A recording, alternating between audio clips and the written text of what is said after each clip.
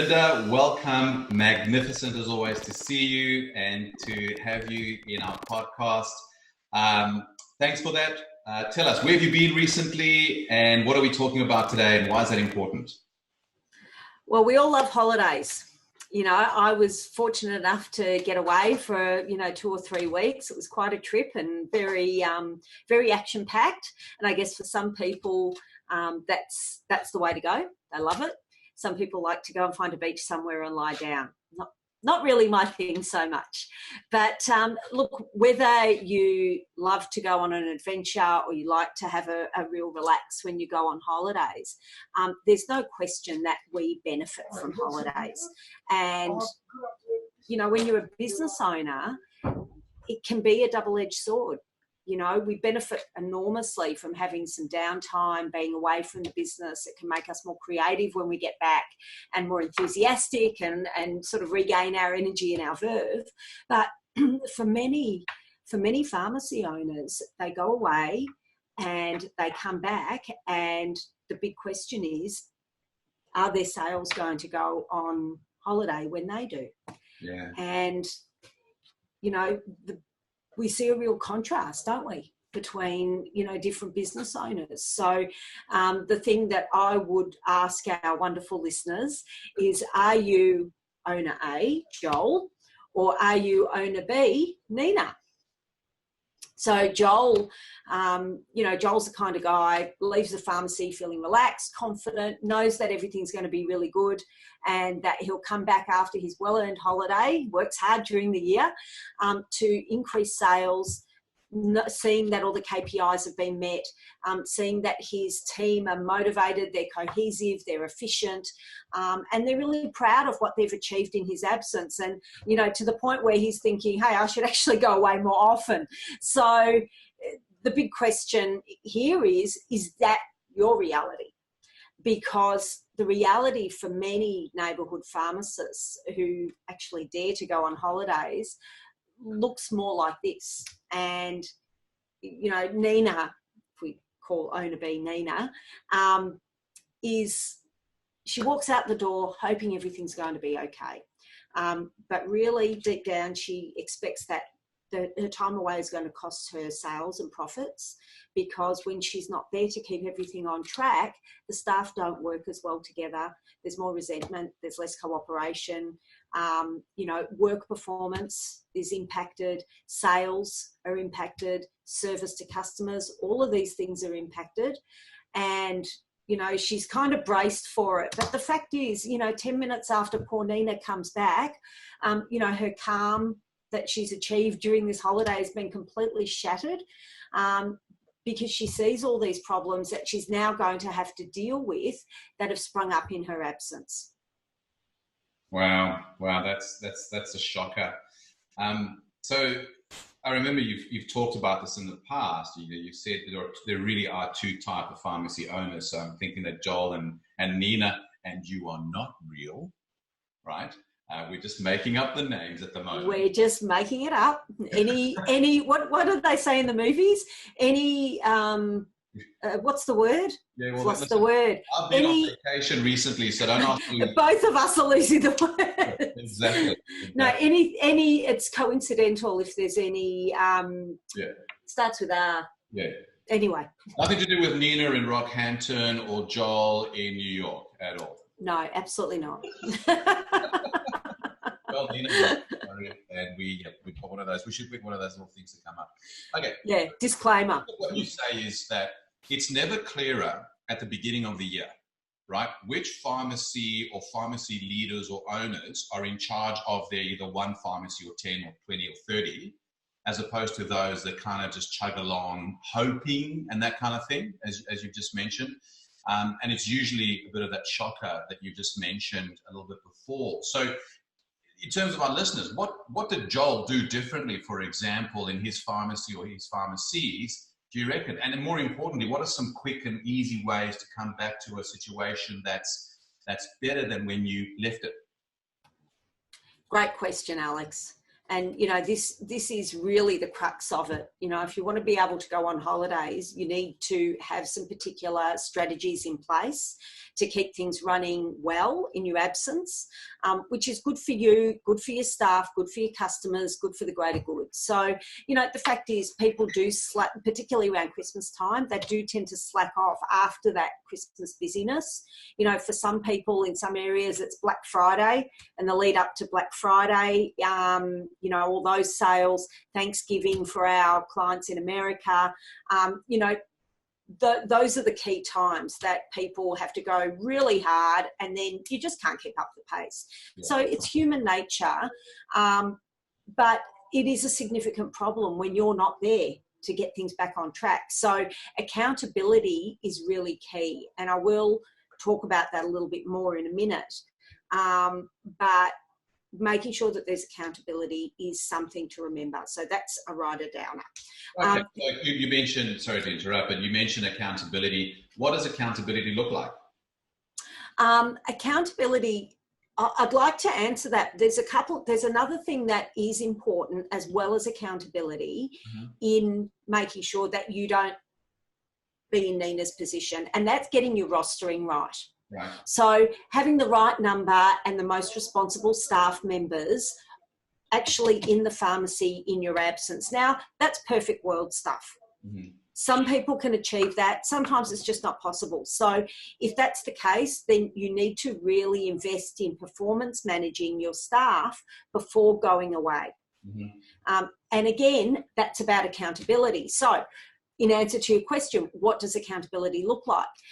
It's about putting systems in place so their tasks or their results can actually be monitored. So, you know, can you see that Jade has pulled the stock on the shelves forward because Rita checks it daily? Can you see that the staff are meeting their quota for new MedAdvisor patients because you've set a target and Rita checks it, Rita's the retail manager, and updates staff every day at a 5-minute work in progress meeting, or a WIP, as we like to call them. Yeah.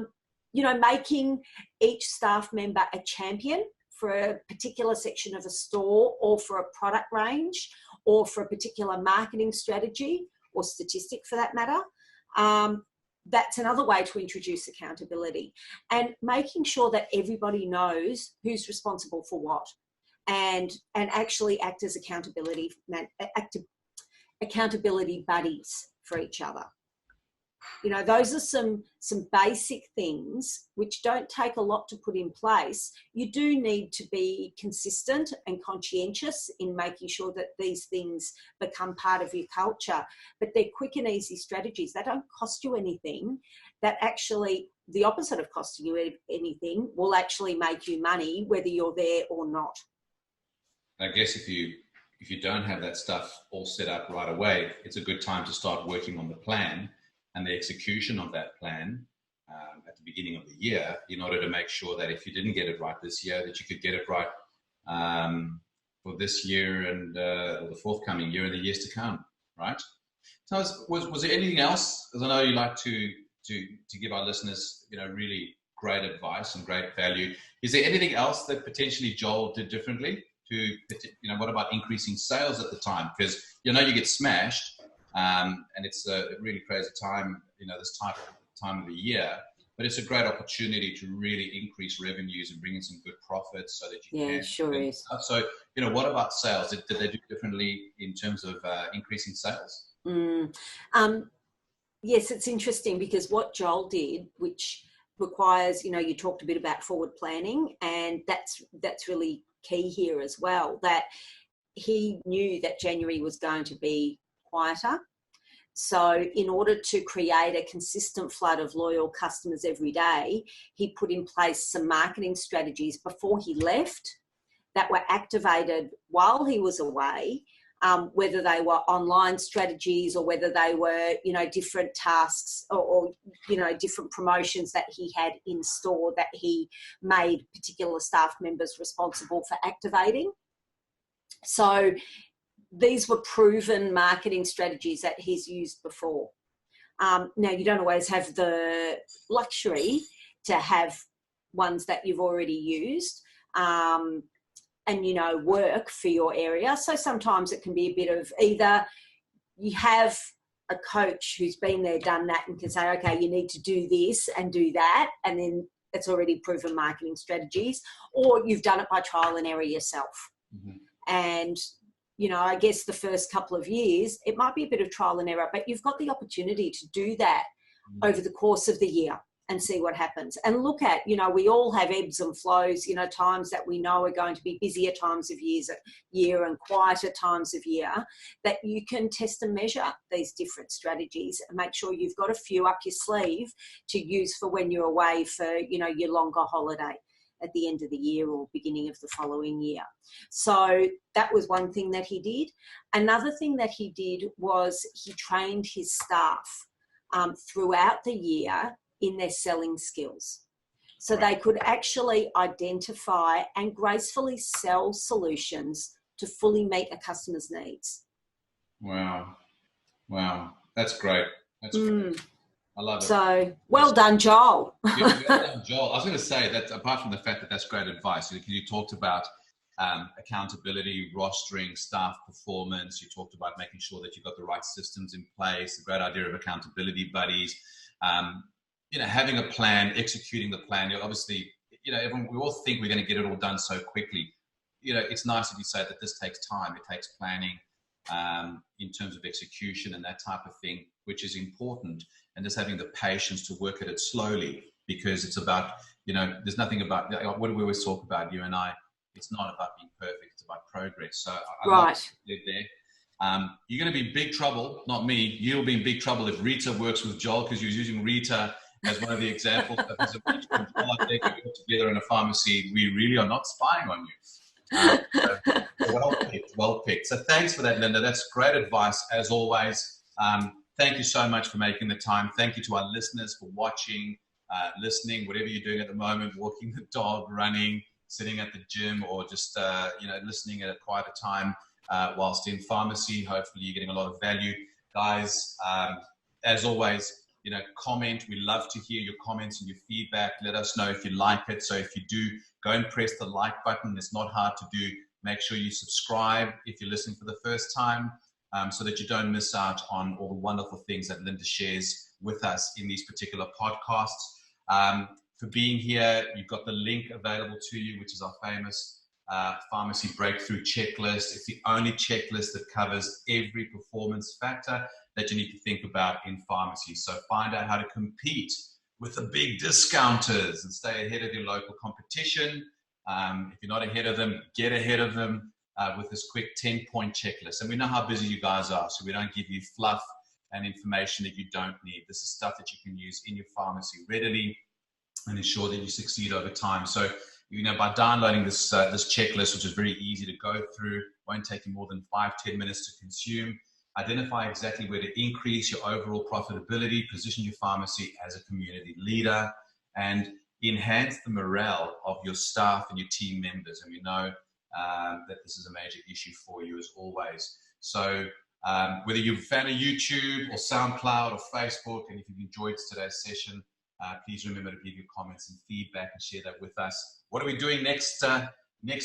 Our next podcast is about the key to power in 2020. So obviously everyone's talking about their New Year resolutions and the new you and the new business and what you're going to do.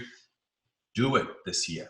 But rather than just sort of saying, just do it, we're going to give you the keys to the kingdom. We're going to give you the power, the key to power in 2020. As always, thanks, Linda. Thanks for listening, everybody. See you soon. Thanks, Linda. Catch you next time. Bye, everyone.